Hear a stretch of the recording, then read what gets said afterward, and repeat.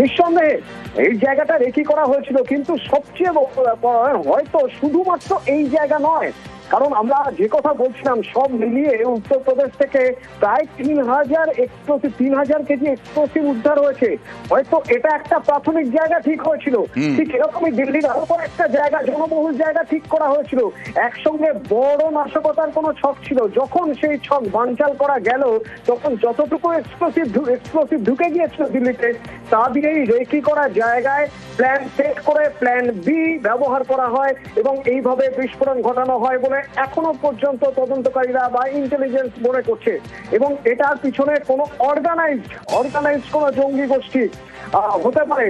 সেটা কোনো যে ধরনের জঙ্গি গোষ্ঠীর বিরুদ্ধে আমরা আগে হয়েছে, জেশ হতে পারে, লস্কর হতে পারে, এরকম কোনো অর্গানাইজড জঙ্গি গোষ্ঠী। জঙ্গি টার্গেট দিল্লি। অতনু একটু বিরত করছি। ফের জঙ্গি টার্গেট দিল্লি। রাজধানী দিল্লিতে আইডি বিস্ফোরণ। রাজধানী দিল্লিতে আইডি বিস্ফোরণে লালকেল্লার কাছে ভয়াবহ ছবি এবং ভয়াবহ পরিস্থিতি তৈরি হলো।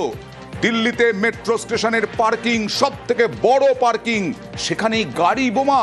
এরকমটাই তো মনে হচ্ছে। গাড়ি বোমা বিস্ফোরণে কাঁপলো দিল্লি। অজান্তে বিস্ফোরক রাখা হয়েছিল গাড়িতে। या पैदल थे? नहीं पैदल, मैं तो मेट्रो से जा रहा था। पैदल था। फिर क्या हुआ? ये मारुति की गाड़ी है, सुजुकी। हाँ फिर क्या हुआ? कितनी दूरी थी? शिफ्ट तो बाकी gate number 1 Dharmendra ji, gate number 1 से कितनी दूरी पर थी? अपोजिट साइड है गेट नंबर, उधर है दूसरी रोड पे। हाँ,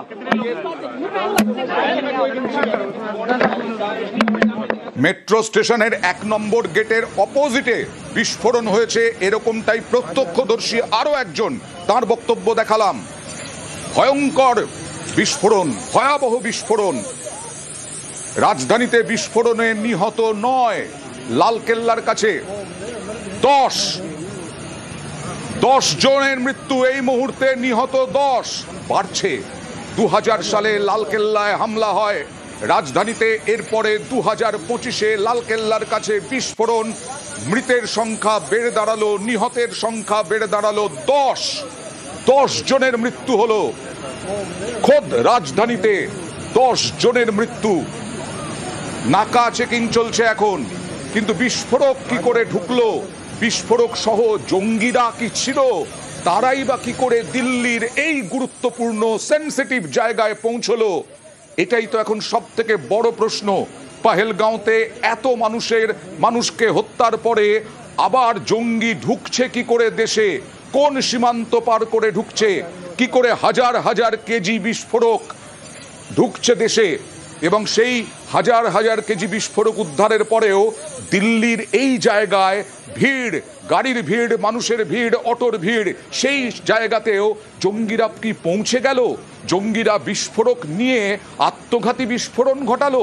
ফিদায়ে বাহিনী জঙ্গিদের এই মেট্রো স্টেশনের কাছে এরকম একটা জায়গা কি আগে থেকেই রেকি করে বেছে নেওয়া হয়েছিল বিস্ফোরণ ঘটানোর জন্য? যা হাসপাতালগুলো থেকে যা আসছে তথ্য, তাতে তো আরো মৃত্যুর আশঙ্কা করা হচ্ছে, কারণ আশঙ্কাজনক রয়েছেন বহু।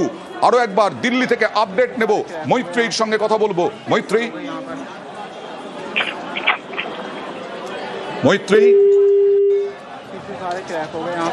কথা বলার চেষ্টা করব। রাজধানীতে বিস্ফোরণে নিহত 10, আহত 24, তার মধ্যে আশঙ্কাজনক বেশ কয়েকজন।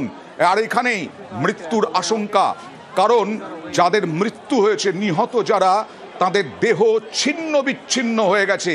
কথা বলবো আরো একবার অতনুর সঙ্গে। অতনু, আপডেট আছে কিছু? আপডেট আমরা এখনো পর্যন্ত জানতে পারছি গাড়ি পার্কিং এ ছিল না, গাড়ি রানিং ছিল না, কিন্তু গাড়ি পার্কিং এ ছিল না, লাল সিগন্যালে ছিল সম্ভবত। লাল সিগন্যাল গ্রিন হওয়ার আগে এই বিস্ফোরণ ঘটে এবং পারিপার্শ্বিক সব তথ্য প্রমাণ দেখে এখনো পর্যন্ত প্রাথমিকভাবে মনে করা হচ্ছে আত্মঘাতী বিস্ফোরণ। এখনো পর্যন্ত মনে করা হচ্ছে আত্মঘাতী বিস্ফোরণ। যে ফিদায়ে হামলার কথা আমরা একটু আগে বলছিলাম, ঠিক সেটাই হয়েছে। প্রাথমিকভাবে পারিপার্শ্বিক সব তথ্য প্রমাণ থেকে এটা প্রমাণ হচ্ছে এখনো পর্যন্ত আত্মঘাতী বিস্ফোরণ ঘটানো হয়েছে। নিহতের সংখ্যা আরো একজন। बॉडी निकलवाया, 4 बॉडी मैंने टैक्सी ड्राइवर की ड्रेस में वो निकलवाई है। एक जिंदी, बाकी 3 बॉडी। गाड़ी जो आपने आइडेंटिफाई की है वो कहाँ का नंबर था, कैसी गाड़ी थी? मैं नंबर पूरा याद नहीं, मैं नंबर प्लेट मैंने दी वहां से उठा के, उस गाड़ी की आधी थी। HR नंबर HR 26 करके लास्ट में 7674 है। अच्छा हाँ, हरियाणा की नदीम नाम, उस मोमडन का ही नाम है, नदीम करके कुछ नाम था उसमें। मैं इतने उसके नंबर के फोटो लेने वाला था, इतने एक पुलिस वाला उसे बंद करके गाड़ी चल रही थी, चली हुई गाड़ी जो फर्स्ट में जिसमें ब्लास्ट हुआ है। रविंद्र भाई क्या नंबर है? कौन सी गाड़ी थी?